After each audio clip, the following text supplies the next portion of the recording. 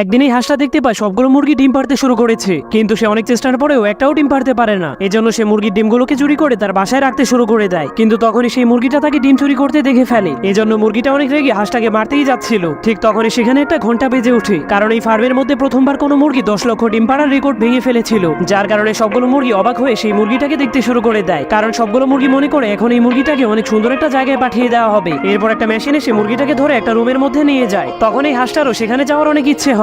এরপর তাদের মালিক আসলেই সবগুলো মুরগি সেখান থেকে পালিয়ে যায়, কিন্তু মালিক সেই হাঁসটাকে ধরে ফেলে, কারণ সে একটাও ডিম পারেনি। তখন হাঁসটা বলে, মালিক আমাকে ছেড়ে দিন, আমি আজকে অনেক বড় একটি ডিম পারবো। এটা শোনার পর মালিক তাকে মাফ করে দেয়। এরপর তাদের সবার খাওয়া দাওয়ার টাইম হয়ে যায়। তখন এই হাঁসটা বড় ডিম পারার জন্য একসাথে অনেকগুলো খাবার খেয়ে ফেলে। এরপর সে তার বাসায় গিয়ে বসলেই মোটা হওয়ার কারণে সে নিচে ঢুকে যায়, যার কারণে তার 10 লক্ষ ডিম পাড়ার রেকর্ড কমপ্লিট হয়ে যায়। তখন সেই মেশিনটা এসে তাকে সেই রুমের মধ্যে নিয়ে যায়। এরপর হাঁসটাকে সেখানে নিয়ে ছিলে দেওয়া হয়, কারণ এখন তাদেরকে জবাই করা হবে। পার্ট 2 দেখতে চাইলে আপনার ফোনে কত % চার্জ আছে তা কমেন্ট করে দিন।